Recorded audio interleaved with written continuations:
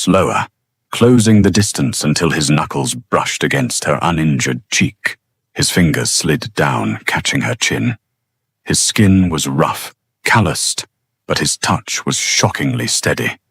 He tilted her face toward the harsh fluorescent lighting, forcing her to expose the damage. He stared at the swollen purple skin around her eye. He looked at the split lip, the dried blood flaking on her chin. His gaze tracked downward, taking in the torn collar of her uniform and the brutal handprints crushed into her throat. For 10 seconds, Carmine said absolutely nothing. He didn't gasp. He didn't frown. His expression remained terrifyingly blank, a mask of cold, hard stone. But the temperature in the room seemed to drop 10 degrees. "Who did this?" he asked. The question was soft, almost a whisper, but it carried the weight of a falling anvil. Ivy's throat worked frantically as she tried to swallow. The instinct to lie was absolute. Survival in this world meant keeping your mouth shut. The men who worked for Carmine were vicious. If she snitched, she wouldn't just lose her job. She would likely be found floating in the harbor. "Nobody," she choked out. The lie sounded pathetic even to her own ears. I tripped down the service stairs. I'm clumsy." Carmine's thumb shifted, resting lightly just a fraction of an inch below the deep bruise on her jaw. "You tripped?" "Yes. You tripped down the stairs, and the stairs grew fingers and choked you." His tone was conversational, devoid of mockery, which somehow made it worse. He was treating her lie with clinical dissecting precision. "I caught my neck on the railing." She whispered, a fresh tear leaking from her good eye. "Please, sir, it's nothing. I'll clean this up and I'll leave." Carmine let go of her chin. He took a step back, sliding both hands into the pockets of his slacks. He looked at her, really looked at her. He saw the cheap, threadbare fabric of her uniform, the exhaustion carved into her young face, the sheer, unadulterated terror radiating off her in waves. "Do you think I'm a stupid man, Ivy?" No, sir, never." "Then why are you insulting my intelligence in my own house?" He didn't raise his voice, but the rebuke hit her like a physical blow. She wrapped her arms around her waist, instinctively protecting her bruised ribs. "Because I need this job," she blurted out, the panic overriding her filter.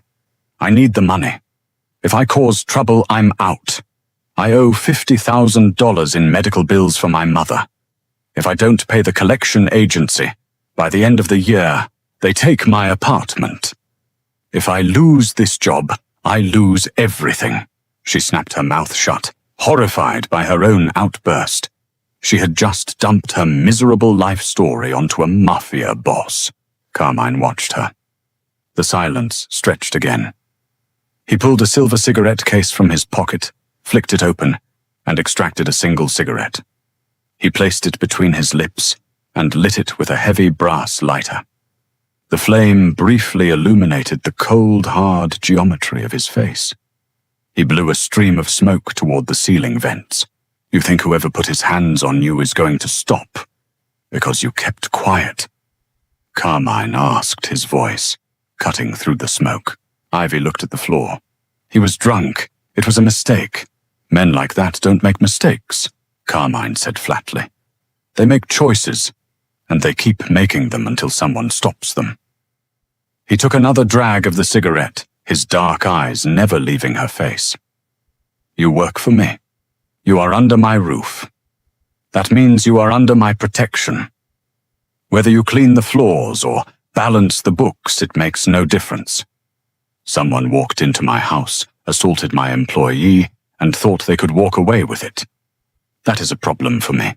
Ivy shook her head, terrified of the violence lingering just beneath his calm exterior. "It didn't happen in the house. It happened out back, by the dumpsters, when I was taking out the trash on my property." "Sir, please." Carmine stepped forward again. The space between them vanished. He reached out and gently gripped her shoulder, turning her slightly so she had to look at him. "I am not asking you again, Ivy, and I am not giving you a choice." His voice was low, vibrating in his chest. I want a name. Give me the name, and you go back to scrubbing pans, you go home, and you never think about it again. Refuse to give me the name, and I will have my security team pull the perimeter footage from the alley. I will find out who it was by dawn. But if I have to do that, I will fire you before sunrise for lying to me. Ivy's breath caught. He had her trapped. She stared into his eyes, looking for a bluff, looking for any sign that he was just throwing his weight around. But there was nothing but absolute chilling certainty. Carmine didn't make empty threats. If I tell you, she whispered, her voice shaking so badly she could barely form the words. He'll kill me. He said he would. He won't. He has a gun. He's one of your... She stopped herself, biting her lip. Carmine's eyes narrowed infinitesimally. The shift in his demeanor was microcellular, but the danger spiked. One of my men. It wasn't a question. He had connected the dots. Ivy let out a broken, defeated sigh. Her shoulders slumped, the fight draining out of her. She was exhausted. She was in pain, and she was completely out of options. Rocco, she breathed into the quiet kitchen. The name hung in the air, heavy and toxic. Rocco. He was a mid-level enforcer, a brute who handled collections on the Lower East Side. He was known for having a heavy hand and a complete lack of impulse control. He was useful to the organization because he was scary, but he was a blunt instrument. Carmine took a slow, deep drag of his cigarette. He exhaled the smoke through his nose, his face completely unreadable. He didn't look surprised. He didn't look angry. He looked like a man who had just discovered a termite in his floorboards and was calculating the cost of fumigation. Ivy shrank back, expecting him to defend his soldier, to tell her she must have provoked him, or to simply wave it off as collateral damage. She braced herself for the dismissal. Instead, Carmine turned around and walked over to the stainless steel prep table. He crushed the half-smoked cigarette into a heavy glass ashtray, grinding the cherry into black ash with slow, deliberate force. When he turned back to her, the temperature in the room had plummeted entirely. The quiet boss in the rumpled suit was gone. In his place was the apex predator of the city's underworld. Tell me exactly what happened, Carmine commanded. I told you it was... Don't give me the summary, Ivy. Give me the details. He pulled out one of the heavy metal stools from under the island and sat down, leaning his forearms on his thighs, bringing himself closer to her eye level. Look at me. Walk me through it. Start from when you took the trash out. Ivy swallowed hard. The absolute focus he was directing at her was overwhelming, but strangely, it wasn't intimidating anymore. It felt like an anchor. For the first time all night, she didn't feel completely alone. She took a shaky breath and started talking. It was around 1 in the morning. I took the heavy bags out the back service door to the dumpsters. It's dark out there. The bulb over the door has been burnt out for a week. She paused, wiping a stray tear from her cheek. I threw the bags in. When I turned around, he was there. Rocco. He smelled like whiskey. He backed me into the brick wall. Carmine sat perfectly still, absorbing the words. Did he say anything? He said I owed him for letting me work here. That the boss didn't care about the maids, but the soldiers needed to be kept happy. Her voice dropped to a humiliating whisper. He tried to put his hands under my uniform. I fought back. I shoved him. That's when he hit me. She pointed to her eye. He hit me with a closed fist. I fell against the metal railing. He grabbed me by the throat, pulled me up and told me if I screamed, he'd shoot me in the stomach and leave me in the garbage. He told me he'd come back to my apartment on Friday and finish what he started. The silence that followed her confession was absolute. The hum of the industrial refrigerator in the corner suddenly sounded like a jet engine. Carmine looked at the bruising on her neck again. The finger marks. the evidence of a larger, stronger man trying to snap the life out of a woman who was just trying to pay her mother's medical bills. He stood up. The metal stool scraped against the floor, a harsh, violent sound that made Ivy flinch. Carmine didn't walk toward her this time. He walked toward the sink. He reached into the basin, bypassing the copper pan, and pulled out a clean white bar towel. He turned on the hot water, soaking the towel, then wrung it out with extreme precision. He walked back to her and pressed the warm, damp cloth gently against her bleeding lip. Ivy gasped, her hands flying up, but she didn't push him away. The warmth of the towel was a startling contrast to the freezing water she had been using earlier. "Hold this here," he instructed, his voice remarkably calm. Ivy took the towel, pressing it to her mouth, her eyes wide as she watched him. Carmine stepped back and looked at his watch. It was a heavy platinum piece. 3:45 a.m. "You owe $50,000 in medical debt," Carmine stated, not looking up from his watch. "Yes, give the collection agency information to my accountant, Mr. Vance." Carmine paused, his jaw tightening slightly, as if catching a slip of his own tongue. He corrected himself smoothly.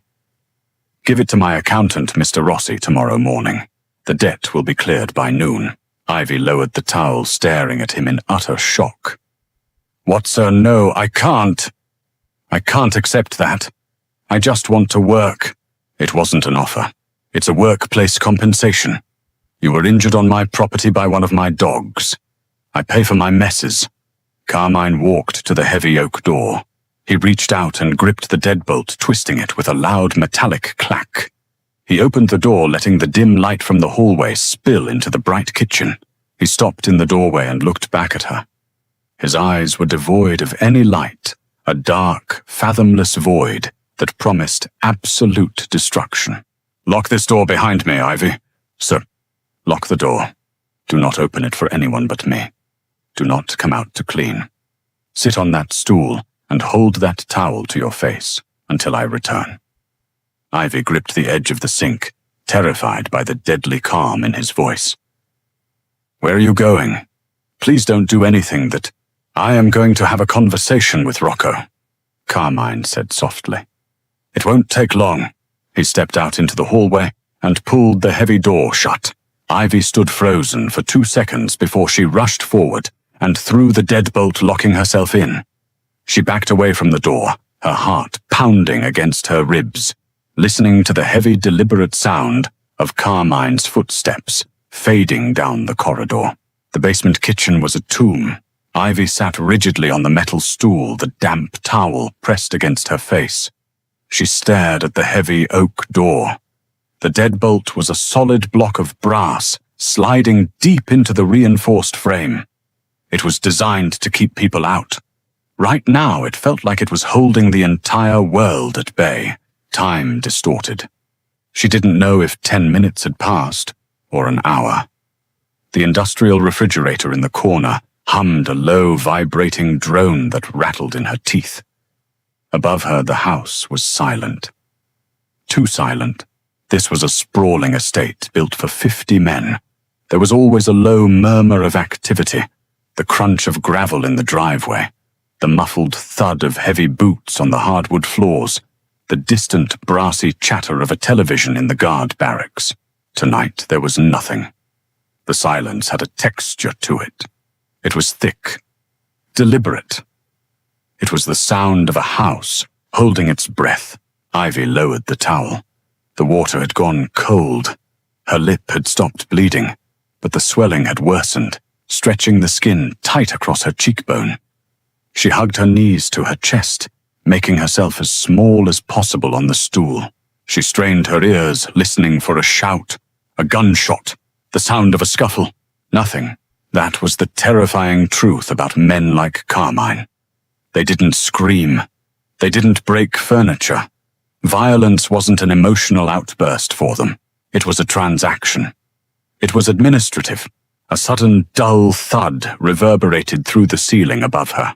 Ivy flinched, her breath catching in her throat. Dust motes danced in the fluorescent light beneath the air vent. It wasn't a loud noise, but it was heavy, like a sack of flour being dropped onto the floorboards. Then silence returned, dead and absolute. She waited. Her hand shook so violently she had to grip the edge of the granite counter to steady herself. Her mind raced with horrifying scenarios. Rocco was a massive man. He had a gun. What if he shot Carmine? What if Carmine was bleeding out upstairs and Rocco was coming down to the kitchen to finish what he started? She looked around for a weapon. The copper pan was still in the sink. A block of chef's knives sat at the end of the island. She didn't move toward them. If Rocco came through that door, a kitchen knife wouldn't save her. Footsteps. They were slow-measured and rhythmic. They were coming down the basement stairs, the leather soles of expensive shoes tapping against the concrete. Tap, tap, tap. They stopped outside the heavy oak door. Ivy stopped breathing. Her chest burned. A single rap of knuckles hit the wood. Ivy, it was Carmine. His voice was perfectly level. There was no strain, no breathlessness. He sounded exactly as he had when he asked her for a glass of ice. She slid off the stool, her legs feeling like wet sand. She stumbled toward the door, her fingers fumbling with the brass deadbolt. It clicked loudly. She grabbed the handle and pulled the heavy door open. Carmine stood in the hallway. The dim overhead lighting cast long shadows over his face. He was still wearing the trousers and the unbuttoned white dress shirt. The tie was gone. His jacket was gone. He didn't look angry. He looked profoundly tired. Ivy's eyes immediately dropped to his hands. His right hand was tucked casually into his pocket.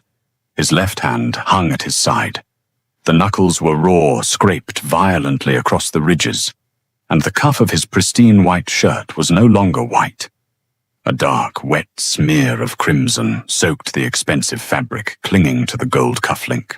It wasn't his blood. Ivy stared at it, the reality of what just happened, crashing into her. Nausea flared in her stomach. Carmine stepped past her, moving into the bright kitchen. He walked straight to the industrial sink. He turned on the hot water. "Lock the door again," he said over the sound of the running tap. Ivy obeyed, throwing the deadbolt with a trembling hand. When she turned back, Carmine was rolling up his sleeves. He pumped a thick measure of harsh antibacterial dish soap into his palms and began to scrub. He washed his hands with the meticulous, methodical precision of a surgeon. He scrubbed the raw knuckles, the spaces between his fingers, the back of his hands. The water swirling down the drain turned a faint, rusty pink. Ivy stood by the door, completely paralyzed. Carmine reached for a roll of paper towels, dried his hands thoroughly, and tossed the crumpled paper into the trash. He leaned his hips against the sink, crossing his arms over his chest, and looked at her. "Rocco will not be returning to work," Carmine said. He didn't elaborate. He didn't say Rocco was fired. He didn't say Rocco was gone. He just stated a permanent, unalterable fact. Ivy swallowed the lump of terror in her throat. He is no longer a concern of yours." Carmine's tone left zero room for further questions. He looked at her battered face, his dark eyes scanning the swelling. "The ice in the freezer. Get a bag. Put it on your eye before it completely shuts." He pushed himself off the sink and walked toward her. Ivy instinctively stiffened, flattening her back against the door. Carmine stopped. He noticed the flinch, a muscle feathered in his jaw, the only crack in his stoic facade. He didn't reach out to touch her again. He kept a deliberate 3-foot distance between them. "I am going to my study," he said, his voice dropping slightly. "I have calls to make. At 6 o'clock, Gideon will arrive in the accounting office on the 2nd floor. You will go to him. You will hand him your medical bills. Do not leave his office until he hands you a confirmation of a wire transfer. Am I understood?" "Yes," Ivy whispered. "Go to your room. Lock your door. Sleep." He reached past her, not brushing her arm, and unlocked the deadbolt himself. He opened the door, stepped out into the dark hallway, and was gone. Ivy stood alone in the kitchen, listening to the drip of the faucet. The house felt entirely different now. It was no longer just a place she worked. It was a place where a man had bled for putting his hands on her. The morning sun felt offensive. It poured through the narrow, barred windows of the staff quarters, harsh and unforgiving. Ivy sat on the edge of her narrow cot, staring at the small mirror above her cheap plastic dresser. The adrenaline had worn off, leaving behind a profound, aching soreness. Her ribs screamed when she took a deep breath. The left side of her face was a canvas of ugly, mottled purple and yellow. Her lip was split wide, a dark crust of dried blood sealing it shut. She looked like a victim. She hated it. She stood up, pulling on a fresh, clean grey uniform. She buttoned the collar all the way to the top, wincing, as the stiff fabric scraped against the finger marks on her throat. She tied her hair back tight. She didn't bother with makeup. There was no concealing this. The clock on her nightstand read 6:05 a.m. She stepped out of her room and walked down the long, carpeted corridor toward the main house. The morning shift was already awake. 2 guards, massive men in tailored suits with earpieces, were standing by the coffee station at the end of the hall. Usually they didn't look at her. Or if they did, it was a dismissive, lingering look that made her skin crawl. Today they saw her walking. They saw her face. Both men immediately stopped talking. They didn't stare. They completely averted their eyes, taking a synchronized step backward, pressing themselves closer to the wall to give her a wide, unobstructed path. The air around them practically vibrated with tension. They knew. Word traveled fast in an organization built on whispers. They knew Rocker was gone, and looking at Ivy's face, they knew exactly why. She wasn't just a maid anymore. She was a woman the boss had violently defended. She was untouchable, radioactive. Ivy kept her head down, her heart pounding, and hurried past them. She climbed the stairs to the second floor, her legs heavy. The accounting office was at the end of the hall behind a heavy frosted glass door. Ivy knocked softly. "Come in," a reedy voice called out. Ivy pushed the door open. Gideon sat behind a massive mahogany desk, stacked high with ledgers and 2 glowing computer monitors. He was a thin, nervous man in his 50s, wearing thick glasses and a meticulously pressed vest. He was the only man in the house who didn't carry a gun, but he moved more money than a mid-sized bank. Gideon looked up. When he saw Ivy, he visibly swallowed. His hands hovering over a keyboard, slowly lowered to his desk. "Miss Ivy," he said. His voice was overly polite, strained. She had never spoken to this man. Her meager paycheck was handed out in envelopes by the head housekeeper. Gideon didn't deal with the staff.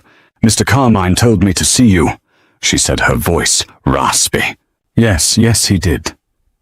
Gideon opened a drawer and pulled out a manila folder. He didn't look at her bruised face.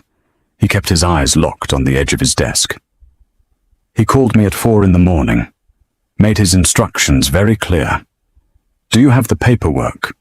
Ivy reached into the pocket of her apron. Her fingers brushed against the crumpled, terrifying final notice from the collection agency. She pulled it out. It was a piece of paper that had caused her months of insomnia, panic attacks, and starvation. It was the weight that had kept her trapped in this basement. She placed it on his desk. Gideon took it gingerly. He glanced at the numbers. $52,410. To him, it was a rounding error. To her, it was a death sentence. He turned to his computer. He typed rapidly, clicking through screens with clinical efficiency. The silence in the office was broken only by the clattering of his mechanical keyboard. "Account number routing," Gideon muttered to himself. He hit a final key. The printer beside his desk whirred to life, spitting out a crisp white page. Gideon took the page, stamped it with a heavy rubber stamp, signed his name at the bottom, and slid it across the desk toward her. "The wire transfer is complete," he said, adjusting his glasses. "The account is settled in full. They will process it by noon. You owe them nothing." Ivy stared at the paper. It felt like a trick. She reached out her fingers, trembling, and picked it up. Transaction approved. Balance $0. A crushing, overwhelming wave of emotion hit her. It wasn't joy, it was grief. It was the sudden release of a pressure she had been carrying for 2 years. Her mother was dead. The debt was gone. She was free. A tear broke loose, sliding down her uninjured cheek. She quickly wiped it away, embarrassed. "Thank you," she whispered. "Don't thank me," Gideon said quickly, finally glancing up. His eyes held a mixture of pity and deep-seated fear. "I just type the numbers. The boss gave the order. If I were you, I'd take the day off. I have to work." "Miss Ivy," Gideon said, leaning forward slightly. "Nobody in this house expects you to clean today. I have to work," she repeated, her voice hardening. She folded the paper carefully and slipped it into her pocket. She couldn't go back to her room. If she sat still, she would shatter. Routine was the only thing keeping her sane. She turned and walked out of the office. Her schedule dictated that she clean the third-floor study at 7. Carmine's study. Usually he was at the docks or in meetings by this time. The room would be empty. She retrieved her cleaning cart from the hallway closet and pushed it quietly down the heavy Persian runners of the third floor. She approached the double doors of the study. They were slightly ajar. She pushed the door open, expecting an empty room. Carmine was sitting behind his massive desk. He hadn't slept. He was still wearing the same clothes, though he had changed his shirt. He was reviewing a stack of manifests, a cold cup of black coffee at his elbow. The morning light hitting him exposed the deep, exhausted lines around his mouth. Ivy froze in the doorway, her hands gripping the handle of the cleaning cart. I apologize. I thought you were gone." "I'll come back." Carmine didn't look up from his papers. "Come in." She hesitated, then slowly pushed the cart into the room. She kept her eyes on the baseboards, retrieving a microfiber cloth and a bottle of polish. She walked toward the large bookshelves, lining the far wall, trying to be completely invisible. The silence stretched. It wasn't the terrifying silence of the kitchen the night before. It was a heavy domestic quiet, the scratch of his pen against the paper, the soft hiss of the polish spraying onto the wood. "Did Gideon sort the ledger?" Carmine asked. Ivy stopped wiping the shelf. "Yes, sir. He gave me the receipt." She turned to face him, keeping her distance. "I don't know how to repay you." "You didn't have to do that." Carmine finally looked up. His eyes dragged over her face, assessing the bruising in the harsh daylight. He set his pen down.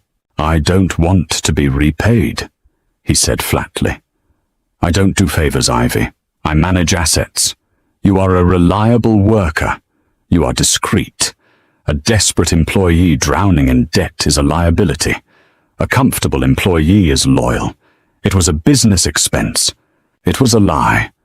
$50,000 for a maid was not a business expense.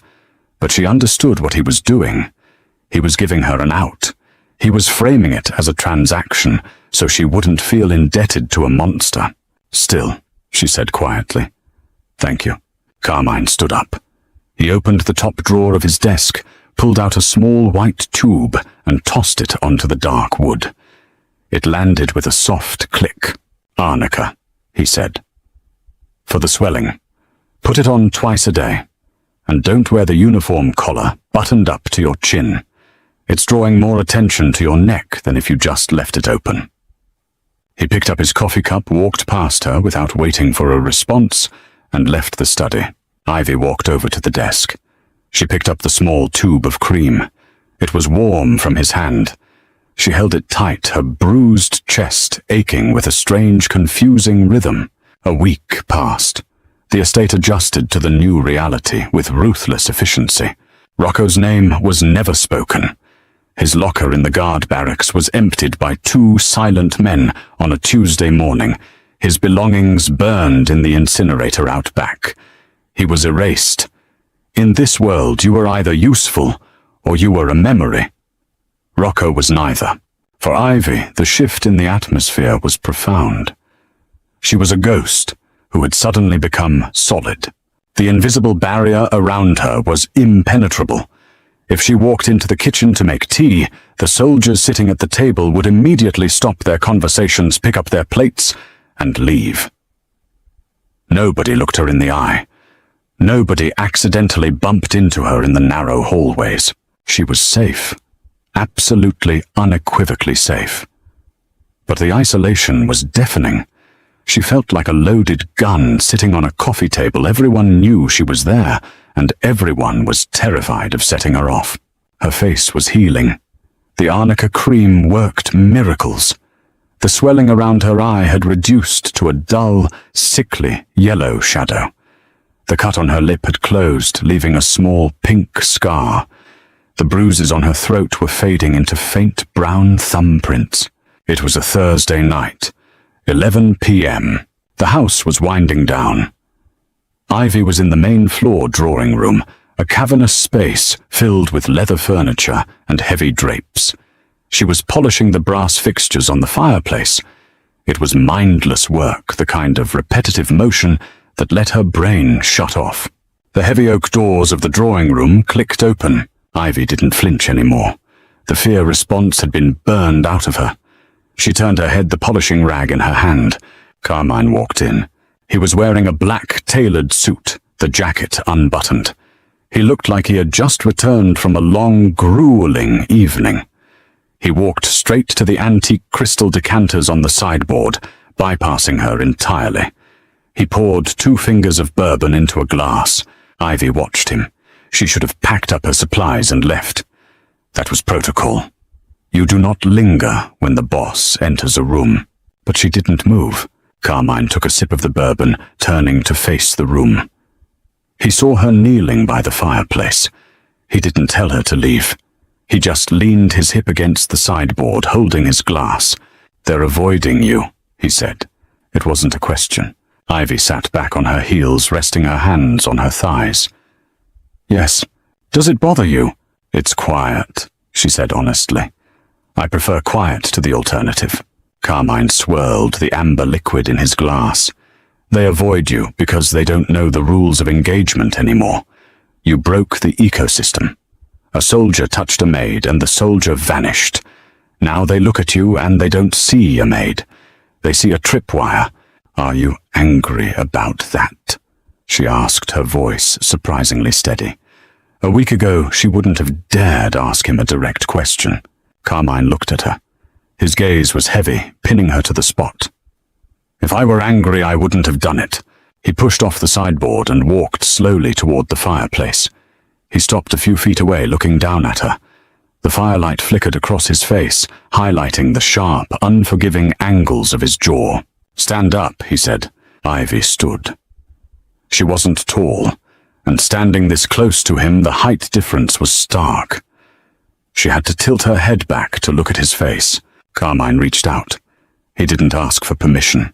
His hand moved smoothly, deliberately. His fingers brushed against her throat, right over the fading brown bruises. Ivy's breath hitched, but she didn't step back. His touch was incredibly gentle.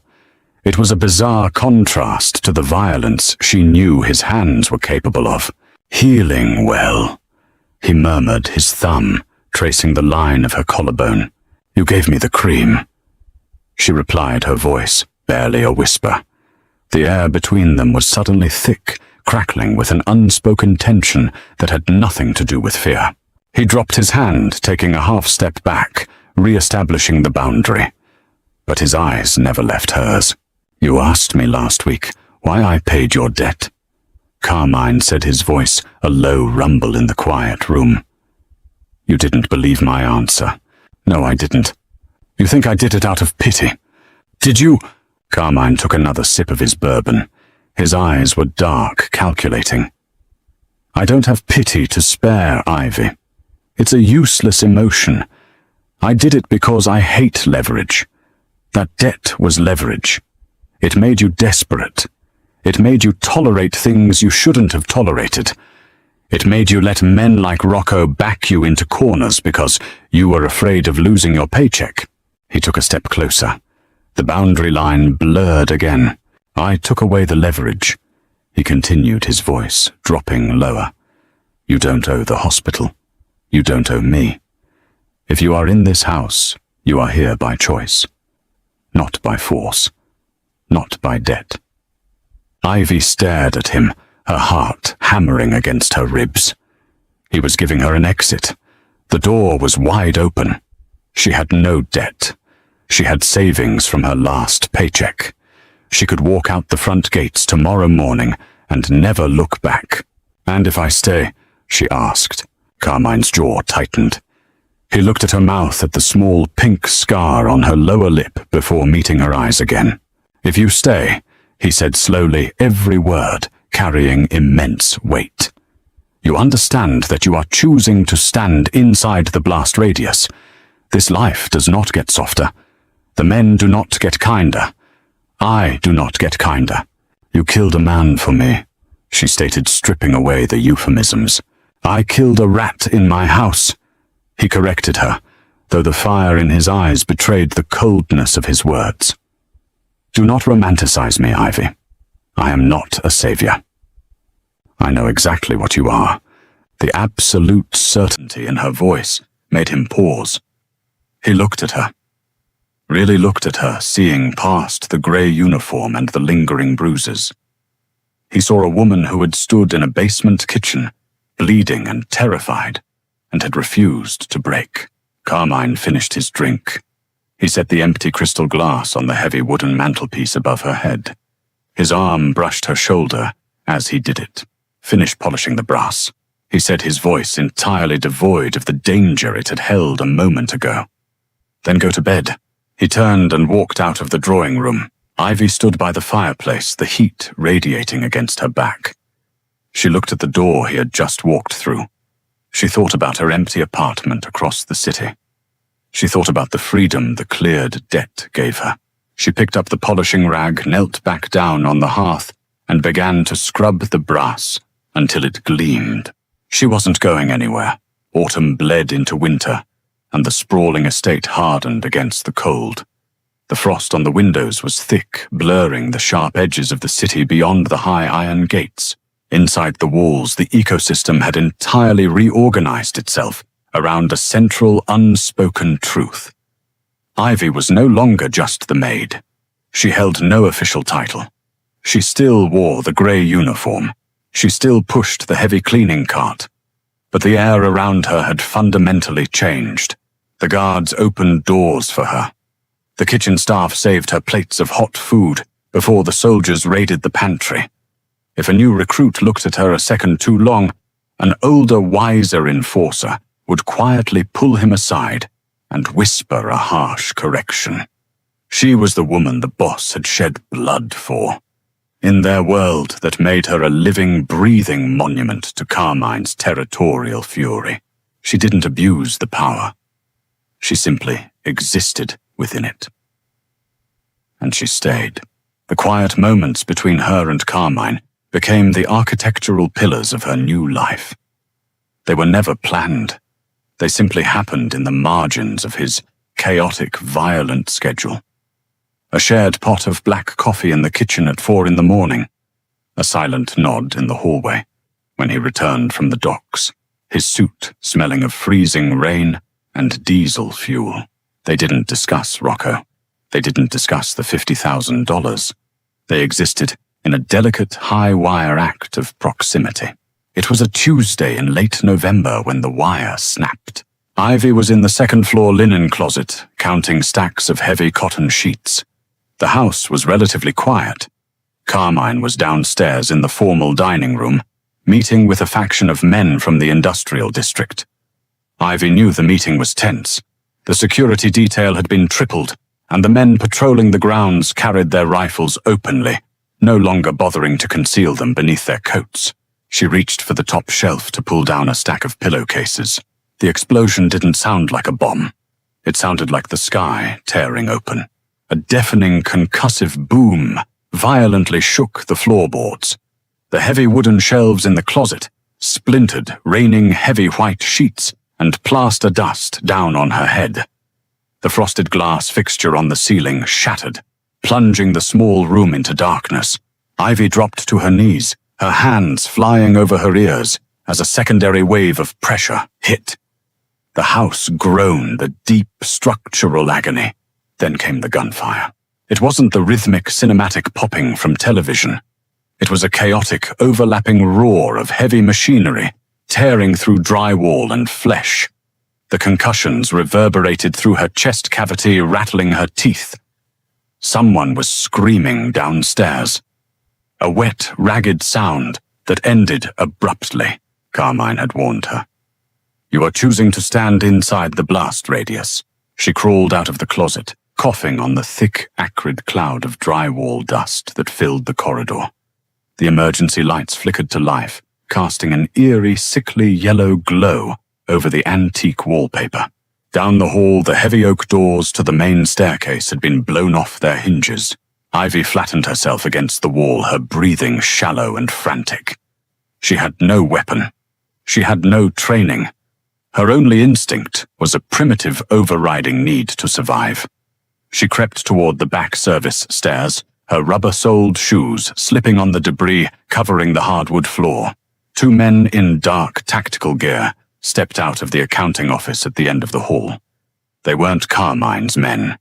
They wore heavy Kevlar vests and carried compact suppressed submachine guns. They saw her immediately. Ivy froze. The dust swirled around them like dirty snow. The lead man raised the barrel of his weapon, centering it squarely on her chest. There was no hesitation, no moral inventory. She was in the house. Therefore, she was a target. She squeezed her eyes shut. A heavy, booming shot rang out. Not a suppressed whisper. A massive, deafening roar that shook the plaster. Ivy didn't feel anything. She opened her eyes. The man aiming at her was gone, violently thrown backward into the office doorway by the force of the impact. The second man spun around, raising his weapon, but another thunderous shot tore through the corridor, catching him in the shoulder and spinning him to the floor. Carmine stepped out from the smoke at the top of the main staircase. He looked like a nightmare. His suit jacket was gone. His white shirt was soaked in dark, spreading crimson across the left side of his ribcage. In his right hand, he held a massive stainless steel revolver. His face was a mask of pure, unadulterated murder. He didn't check the men on the floor. He stepped over the twitching body of the second man and walked straight toward Ivy. The gunfire downstairs was intensifying, a brutal crescendo of violence echoing up the stairwell. Carmine ignored it. He closed the distance between them, his boots crunching loudly over the shattered glass and splintered wood. Ivy was glued to the wall, trembling so violently her teeth chattered. Carmine reached her. He didn't speak. He grabbed her by the shoulders, his grip tight, bruising. His dark eyes frantically scanned her body, looking for blood, looking for bullet holes. He patted down her arms, checking her back, his hands moving with desperate, rough efficiency. "Are you hit?" he demanded. His voice was a harsh, ragged bark. It wasn't the calm, calculated tone he used for business. It was raw panic. "No!" She gasped, her hands instinctively grabbing his forearms to steady herself. "No, I'm okay. I'm okay." Carmine let out a sharp, exhaling breath. The tension in his shoulders dropped a fraction of an inch, but his grip on her remained ironclad. He looked at the blood soaking his own shirt. "You're bleeding," she said, her voice rising in pitch. "It's a graze, doesn't matter." He shoved the heavy revolver into the waistband of his trousers. He grabbed her hand, lacing his fingers through hers tightly. "We move. Now." He dragged her down the corridor, away from the main staircase. They moved through the labyrinth of the second floor, avoiding the open windows. The house was a war zone. The smell of cordite and copper was suffocating. Smoke billowed up from the lower levels, burning Ivy's eyes. "Who are they?" she choked out, stumbling slightly over a broken lamp. "Dead men," Carmine replied coldly. He pulled her into the master suite, kicking the heavy mahogany door shut behind them. He threw the deadbolt and engaged the reinforced steel bar across the frame. He walked over to the massive fireplace, reached up, and pressed a sequencer into the carved wooden mantel. The heavy stone hearth clicked, swinging outward to reveal a dark, narrow passageway. A panic room, built into the bones of the house for this exact scenario. Carmine stepped back, gesturing toward the dark opening. "Get in." Ivy hesitated, looking at him. His face was pale beneath the layer of soot and dust. The blood on his shirt was spreading, turning the fabric a heavy, wet black. He was losing more blood than a simple graze would produce. "I'm not going in there without you," she said, planting her feet. "Ivy, get in the goddamn room," he snapped, stepping toward her. "The perimeter is breached. It's going to take my men 10 minutes to clear the lower floors. I have to coordinate. You're bleeding out. I have survived worse." He grabbed her waist, lifting her physically off the ground to put her into the passageway. She fought him, twisting her body and gripping his lapels. "If you lock me in here and you die out there, I will never forgive you," she screamed over the sound of a distant explosion. "You brought me into the blast radius. Do not shut me out of it now." Carmine froze. He stared at her, his hands still gripping her waist. Her eyes were wide, terrified, but fiercely defiant. She wasn't the broken maid crying over the kitchen sink anymore. She was forged in the fire he had surrounded her with. The heavy oak door of the bedroom suddenly rattled as someone threw their weight against it from the hallway. Carmine didn't hesitate. He shoved Ivy into the dark, reinforced space of the panic room and stepped in right behind her. He pulled the heavy stone door shut. The loud mechanical clank of the internal locking mechanism engaged, sealing them in absolute pitch-black silence. The chaos of the house instantly vanished, replaced by the heavy, ragged sound of their own breathing.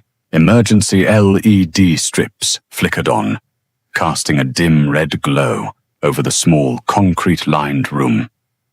There was a cot, a rack of medical supplies, and a bank of monitors showing security feeds from around the estate. Carmine slumped against the cold concrete wall, sliding down until he hit the floor. The adrenaline was crashing. He dropped his head back, closing his eyes. His breathing was wet and shallow. Ivy dropped to her knees beside him. The defiance evaporated, replaced by cold, clinical dread. "Take the shirt off," she ordered. He opened his eyes, looking at her through the red gloom. A faint, grim smile touched the corner of his mouth. "You're giving the orders now. Take it off, Carmine, or I will cut it off." He didn't have the strength to argue. He fumbled with the buttons with his good hand. Ivy swatted his hand away, her own fingers working frantically to rip the shirt open. The bullet had entered the fleshy part of his left side, just below the ribs, and exited out the back. It hadn't hit an organ, but it had torn through muscle and vein. The blood was flowing freely, pooling on the floor beneath him. Ivy spun around, tearing open the plastic bins on the medical rack. She grabbed heavy gauze pressure bandages and a bottle of medical-grade antiseptic. She dropped back beside him. "This is going to burn," she said, her voice shaking. "Do it." She poured the antiseptic directly into the entry wound. Carmine violently slammed his head back against the concrete. His jaw locked the muscles in his neck, standing out like steel cables. A low, animalistic groan tore through his gritted teeth. His hand shot out blindly, grabbing her thigh, his fingers digging into her leg, hard enough to leave deep bruises. Ivy didn't flinch. She ignored the pain in her leg. She packed the wound with heavy gauze, pressing her hands down with all her body weight to staunch the bleeding. "Look at me," she said, her face inches from his. "Keep your eyes open. Look at me." His dark eyes found hers, hazy with pain. His breathing was rapid. The grip on her leg slowly loosened his hand, sliding down to rest heavily on the floor. "I've got you," she whispered, her hands covered in his blood. "I've got you." In the dim red light of the concrete tomb, surrounded by the muted echoes of his collapsing empire, Carmine looked at the woman kneeling in his blood. "I know," he rasped. It took 2 hours for the monitors to show the all clear signal from the security team. The attack had been repelled, but the cost was devastating. The estate was heavily damaged. 6 of Carmine's men were dead. The intruders had been entirely wiped out. The heavy stone door of the panic room ground open. The smell of smoke and death flooded back into the small space. Carmine was stable. The bleeding had stopped under the heavy pressure bandages Ivy had secured. He refused to wait for the private doctor. He pushed himself off the floor, leaning heavily against the concrete wall, his face the color of wet ash. Ivy stood beside him. Her hands were stained rust-red to the wrists.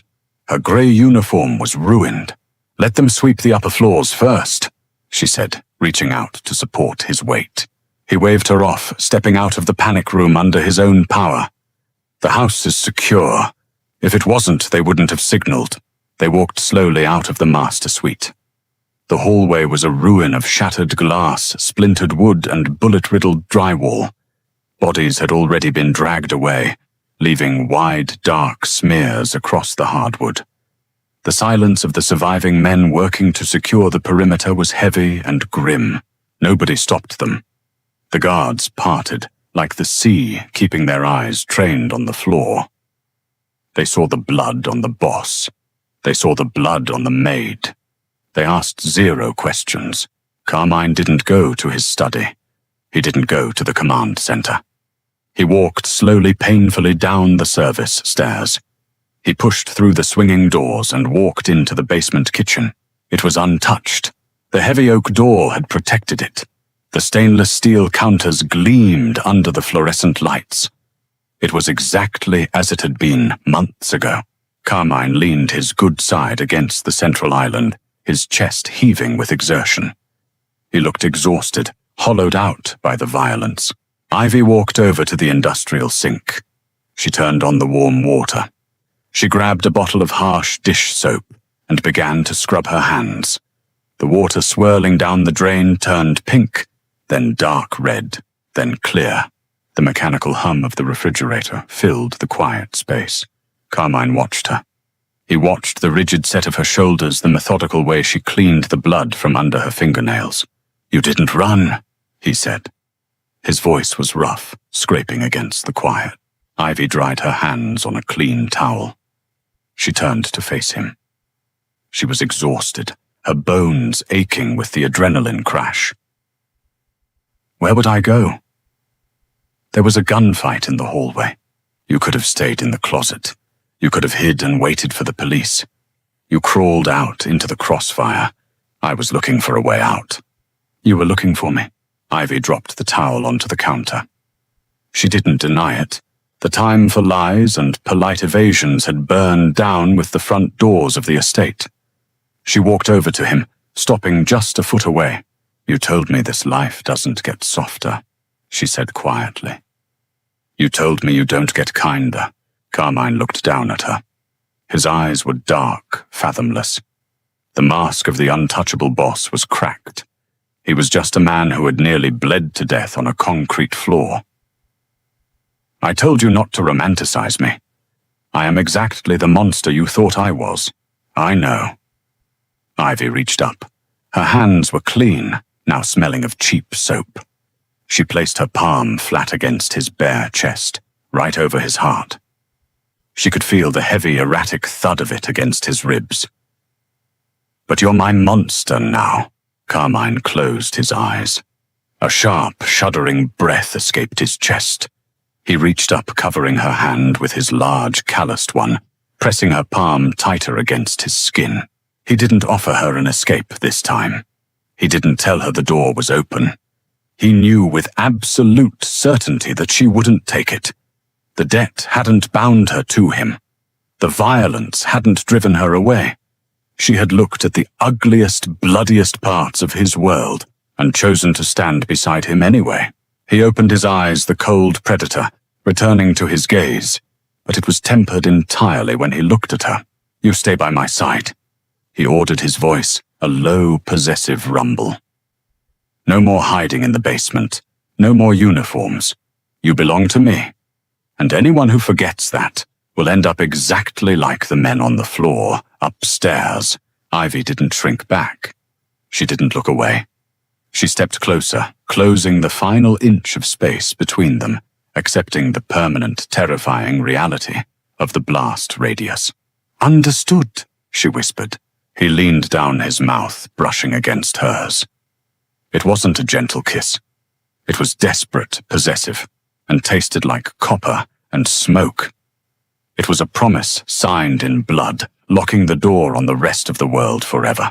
And that is how you survive the blast radius. Ivy went from scrubbing pans to holding the heart of the city's most ruthless boss. Did you love this dark, gritty descent into loyalty and violence? If you want more stories where the villains fall harder than the heroes, hit that like button, share this video, and subscribe to the channel right now. Drop a comment below.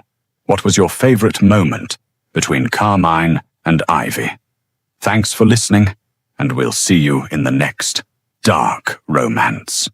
The click of the deadbolt sounded like a gunshot in the empty kitchen.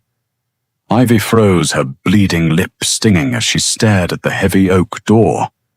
Carmine stood there. He was a man who owned city judges and ordered executions before his morning coffee. He never set foot in the staff quarters. Until tonight. He didn't yell. He didn't draw a weapon. He just stared at the fresh purple bruising on her neck and asked a single question. Who did this? 3 a.m. is a dead hour. It's the time when the adrenaline of the day has fully evaporated, leaving nothing but the raw, aching reality of the bones. Ivy stood at the massive industrial sink in the basement kitchen of the estate. The water running over her hands was freezing, but she didn't adjust the tap. The numbness was the only thing keeping her grounded. In her right hand, she gripped a coarse, scrubbing sponge, dragging it in mindless, aggressive circles over the surface of an already pristine copper skillet. She wasn't washing the pan. She was trying to scrub away the lingering sensation of rough hands on her skin, the smell of cheap, stale beer, the terrifying realization of how small she was when pressed against a brick wall. A choked sob wrenched its way up her throat. She clamped her teeth down on her swollen lower lip to kill the sound-tasting copper. Her tears fell, silently dropping into the soapy water and vanishing. This kitchen was usually her sanctuary. The rest of the sprawling Gothic house above her was a fortress of silent, lethal men in expensive suits, moving millions of dollars in illicit cargo while eating catered meals. Ivy was just the hired help, a ghost in an apron. Keep your head down, clean. The baseboards don't look at the soldiers collect the envelope of cash on Friday. That was the deal. It was a good deal, considering the suffocating medical debt her mother had left behind. But tonight the ghost was bleeding. Her ribs throbbed with a dull, rhythmic agony with every breath. Her left eye was swelling shut, a heavy, tight weight pulling down her cheek. The collar of her plain grey uniform was ripped, exposing the brutal, finger-shaped bruises forming on her collarbone. She dragged the sponge harder. Breathe. Just breathe. Tomorrow you wear makeup. Tomorrow you wear a scarf. The heavy swing doors leading to the main corridor squeaked. Ivy flinched so hard she nearly dropped the heavy pan into the sink. She whipped around her wet hands, dripping onto the immaculate slate floor. Carmine stood in the threshold, the boss, the architect of a criminal empire that stretched from the docks to the governor's mansion. He was wearing the trousers of a bespoke dark suit, his white dress shirt unbuttoned at the collar, the tie hanging loose. He looked exhausted. The shadows under his dark eyes were heavy, his jaw dusted with coarse stubble. He held a crystal glass with a finger of amber liquid at the bottom. He had come for ice, or maybe peace and quiet. He certainly hadn't come to find the night maid crying over a sink. Ivy stopped breathing. Her heart hammered a frantic, sickening rhythm against her bruised ribs. She immediately lowered her head, a reflexive gesture of submission ingrained in every person who worked in this house. She turned her face away, trying to hide the left side of her jaw in the shadows of the overhead industrial lights. "I apologize, sir," she whispered, her voice raspy and broken. "I'll be out of your way in a second." Carmine didn't move. He stood perfectly still, his eyes fixed on her. The silence in the kitchen stretched heavy and suffocating. The only sound was the harsh drumming of the cold water hitting the steel basin. He didn't step back out. He didn't demand she leave. Instead, he stepped fully into the kitchen.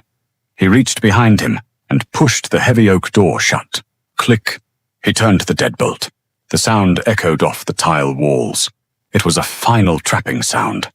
Ivy's stomach plummeted. Nobody locked the kitchen doors. There was no reason to. Carmine set his glass down on the central prep island. The clinking of the crystal against the granite was sharp. He walked toward her. He didn't move fast, but there was an undeniable predatory grace to his heavy steps. He wasn't a large, hulking brute. He was lean, carved from years of stress and violence, moving with a quiet efficiency that made him infinitely more dangerous. Ivy pressed her back against the edge of the sink. There was nowhere to go. Her wet hands hovered awkwardly in front of her. He stopped 2 feet away, close enough that she could smell him, a sharp, clean scent of expensive soap, undercut by the acrid, lingering odor of cigarette smoke, and something metallic. Carmine reached past her. She squeezed her eyes shut, expecting a blow or worse. He simply twisted the faucet handle. The water stopped. The sudden silence was deafening. "Look at me," he said. His voice was a low, gravelly baritone. It wasn't a request. It was an instruction. Ivy kept her chin glued to her chest, trembling violently. "Sir, please. I'm just finishing up. I'm sorry if I disturbed you." Ivy. He knew her name. That fact alone sent a cold spike of terror down her spine. The boss wasn't supposed to know the maids. They were interchangeable. "Look up." Slowly, agonizingly, she lifted her head. She kept her gaze fixed on his collarbone, unable to meet his eyes. Carmine lifted his hand. Ivy flinched, shrinking back. He paused, his hand hovering in the air for a fraction of a second, registering her fear. Then he moved slower, closing the distance until his knuckles brushed against her uninjured cheek. His fingers slid down, catching her chin. His skin was rough, calloused, but his touch was shockingly steady. He tilted her face toward the harsh fluorescent lighting, forcing her to expose the damage. He stared at the swollen purple skin around her eye. He looked at the split lip, the dried blood flaking on her chin. His gaze tracked downward, taking in the torn collar of her uniform and the brutal handprints crushed into her throat. For 10 seconds, Carmine said absolutely nothing. He didn't gasp. He didn't frown. His expression remained terrifyingly blank, a mask of cold, hard stone. But the temperature in the room seemed to drop 10 degrees. "Who did this?" he asked. The question was soft, almost a whisper, but it carried the weight of a falling anvil. Ivy's throat worked frantically as she tried to swallow. The instinct to lie was absolute. Survival in this world meant keeping your mouth shut. The men who worked for Carmine were vicious. If she snitched, she wouldn't just lose her job. She would likely be found floating in the harbor. "Nobody," she choked out. The lie sounded pathetic even to her own ears. I tripped down the service stairs. I'm clumsy." Carmine's thumb shifted, resting lightly just a fraction of an inch below the deep bruise on her jaw. "You tripped?" "Yes." "You tripped down the stairs, and the stairs grew fingers and choked you." His tone was conversational, devoid of mockery, which somehow made it worse. He was treating her lie with clinical dissecting precision. "I caught my neck on the railing." She whispered, a fresh tear leaking from her good eye. "Please, sir, it's nothing. I'll clean this up and I'll leave." Carmine let go of her chin. He took a step back, sliding both hands into the pockets of his slacks. He looked at her, really looked at her. He saw the cheap, threadbare fabric of her uniform, the exhaustion carved into her young face, the sheer, unadulterated terror radiating off her in waves. "Do you think I'm a stupid man, Ivy?" No, sir, never." "Then why are you insulting my intelligence in my own house?" He didn't raise his voice, but the rebuke hit her like a physical blow. She wrapped her arms around her waist, instinctively protecting her bruised ribs. "Because I need this job," she blurted out, the panic overriding her filter. "I need the money. If I cause trouble, I'm out. I owe $50,000 in medical bills for my mother. If I don't pay the collection agency, by the end of the year, they take my apartment. If I lose this job, I lose everything." She snapped her mouth shut, horrified by her own outburst. She had just dumped her miserable life story onto a Mafia boss. Carmine watched her.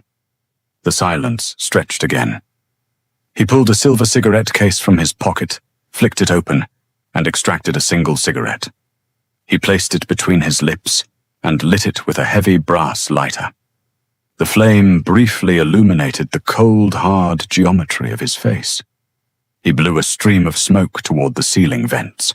"You think whoever put his hands on you is going to stop? Because you kept quiet," Carmine said flatly. "They make choices, and they keep making them until someone stops them."